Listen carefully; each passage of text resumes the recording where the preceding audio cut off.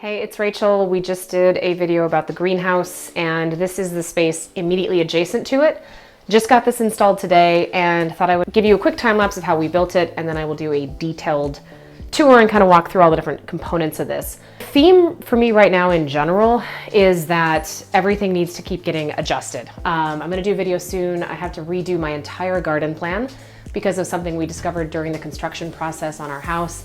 And if you watched the last video about the greenhouse, first off, you saw the dog. But secondly, you probably noticed as part of that I already am changing that design. It's been kind of a humbling year, and I decided to lay this out using a system that I could easily adjust because I suspect I will end up changing this too.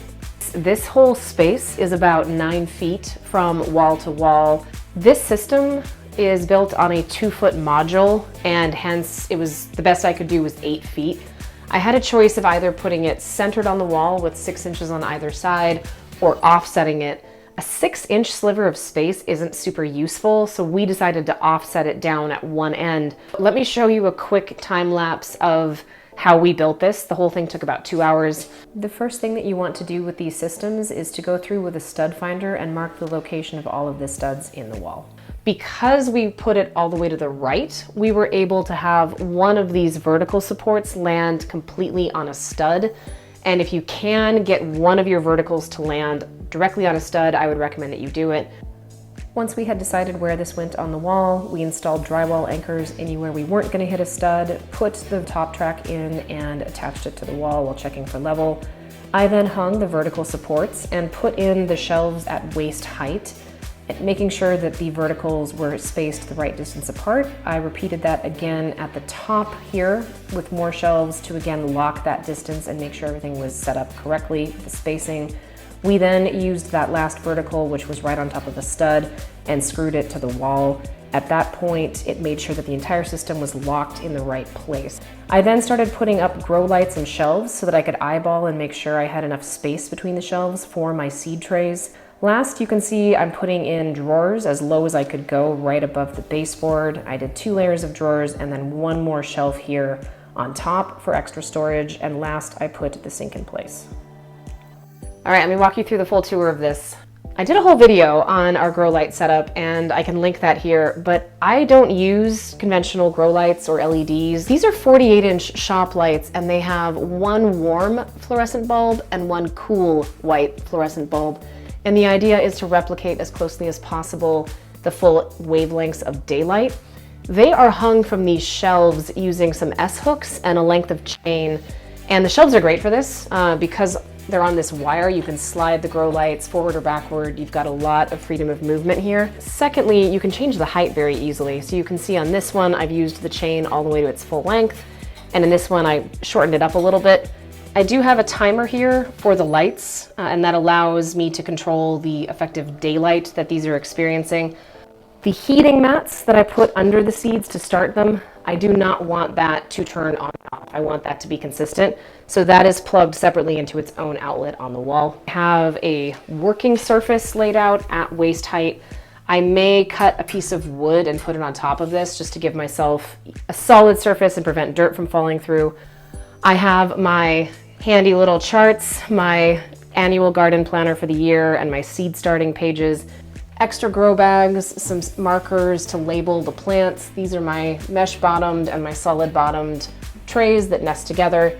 And this is just a bunch of sweet potato slips. I can't plant those out until May, and I don't really want them to be actively growing, so they're not under grow lamps. I'm just trying to kind of keep them alive until I can get them out there and plant them. I am gonna do a video on this next time, I think. But I, for the first time this year, am using a micro blocker, and I'm really excited about it. I do keep most of my seeds in this box. It's my super high-tech solution, is a cardboard box, to keep them out of the direct sun. Most of my seeds, did a video on this, but most of my seeds are kept in these organizers.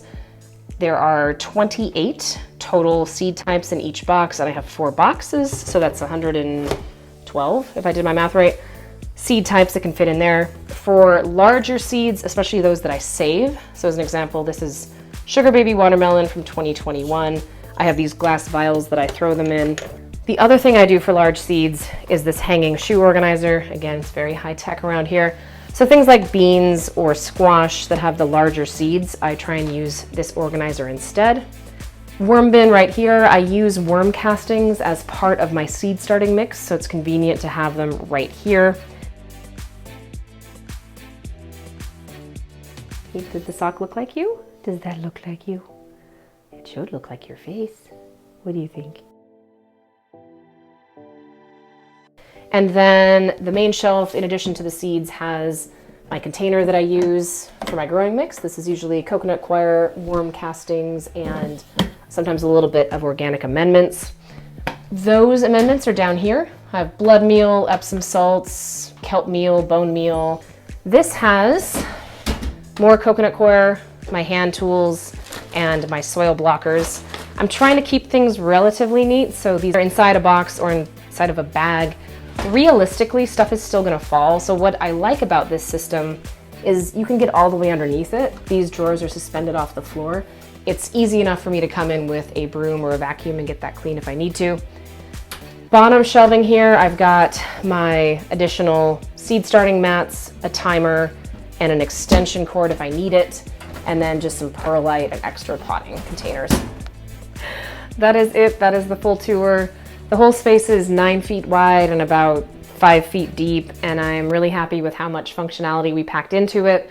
I'm sure I'm going to change something here just like I've changed everything else, and the adaptable system allows me to do that. Not too expensive. I think you could maybe build something similar yourself out of wood, but given lumber prices right now, I'm not entirely sure it would actually have been cheaper.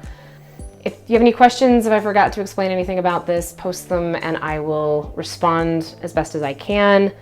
I personally am loving having a dedicated space for this, and I hope other people have a space that they are excited about as well. Until next time, I hope that was helpful. Thanks.